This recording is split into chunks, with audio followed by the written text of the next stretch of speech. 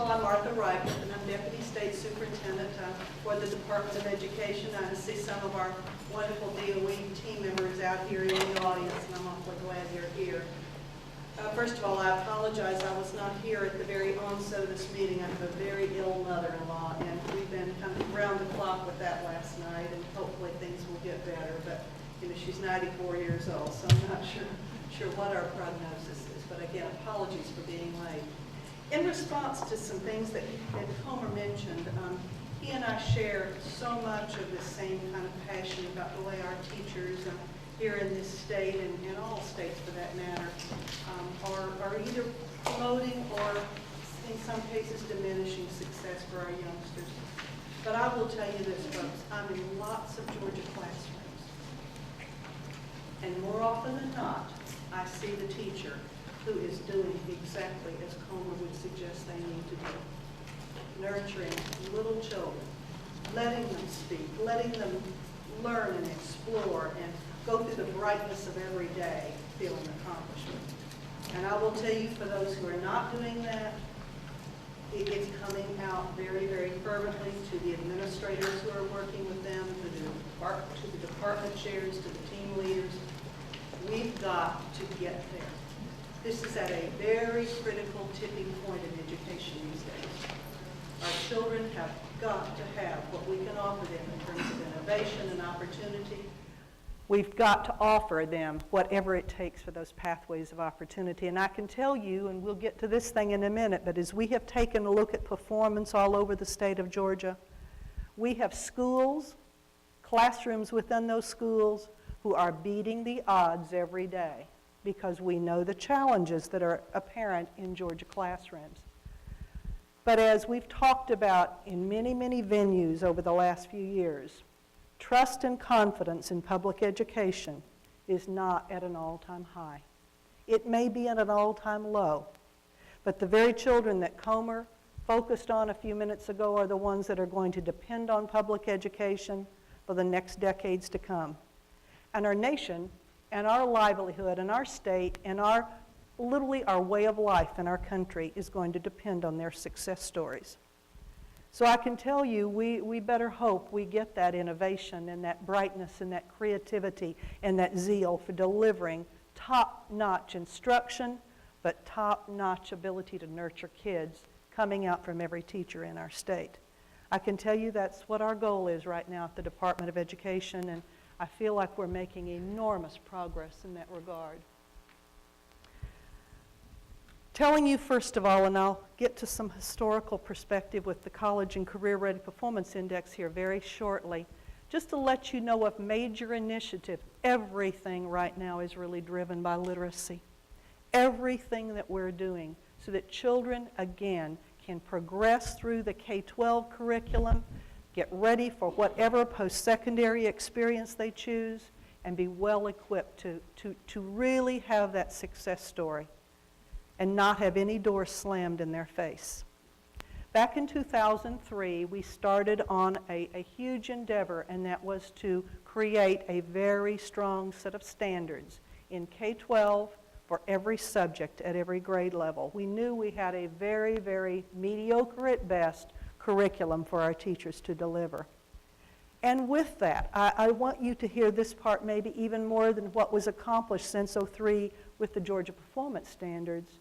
We created a lot of nurturing kinds of opportunity for our teachers. And I think if you ask teachers today, certainly it is a paradigm shift for them to make changes to deliver a set of rigorous, very, very challenging standards in every classroom in our K-12 system.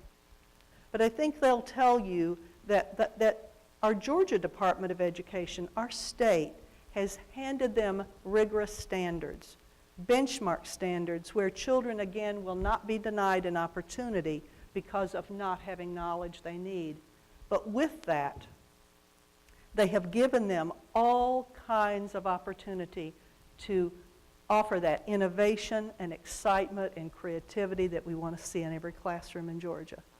Teachers are handed the what, but the how they do it is completely up to them.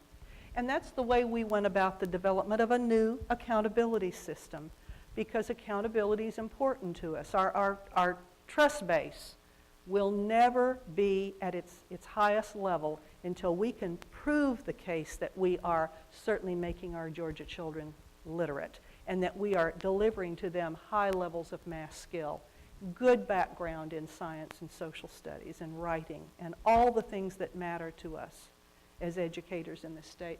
So this is just sort of a list for you of all the reasons we wanted to work on a top-notch accountability system where, again, literacy would be at the base, top performance in mathematics.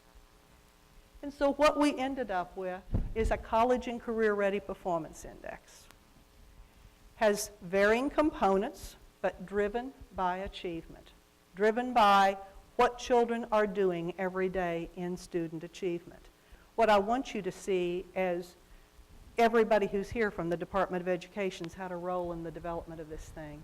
What we have done is make sure that we emphasize all the things that, again, surround a child with support. I know you know about RTI, response to intervention, as Debbie and her team who's here today has worked so hard on getting that to be a buzzword in our state. Looking at children and their needs from the very youngest time they hit our doors to say, how can we help you to succeed? Do you need remediation in any way? Do you need extra support? Or do you need those higher tiers of enrichment, which many of our children in this state now are absolutely thriving within that environment? Whether it's RTI or it's an opportunity to set up a personalized environment in a high school. Dennis Kramer, who's here from our policy division, who works with us closely, has worked to put together our new climate indicators, where we are going to talk about you set up an environment for youngsters in a school where they feel nurtured each and every moment of that day. When they stumble, they have someone undergirding them with support.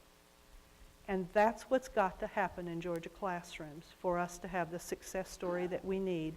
And I'm so thrilled to see all of you here today talking about the very base of that structure, which is children having all the skills of literacy. Those speaking, writing, communicating skills that offer them the confidence that they need to do anything in the school setting. It's at the base of everything. We all believe that. And I'm here to tell you our teachers, K-12, believe that. They understand that. But it is a mountain to climb. So all the good work that's going on in institutes like this one, we've got to put to work. And we've got to work together. I sit out here and I see Ryan from the Chamber of Commerce. We have wonderful opportunity here with partners all over the state to put this thing together.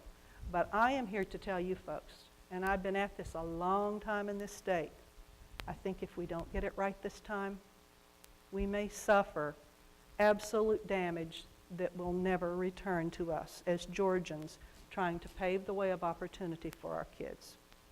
So I want you to know that from Dr. Barge and the Department of Education, we are here as your absolute partners here today and for days to come. Please let us know if something's troubling you. And as you look at what we've done to set forth what we term now a roadmap for school improvement, a roadmap to concentrate on. I spoke to a high school principal yesterday who invited me to come to his pre-planning. He said, because I want you to see everything we have done in this high school to concentrate on literacy, to concentrate on the items that are so prevalent in the College and Career Ready Performance Index. So I thank you for inviting all of us, and we'll be here throughout the day with you, so if you get a chance to take a look at some of this at a little greater detail, that we'll be able to answer those questions for you. And again, thanks for having us.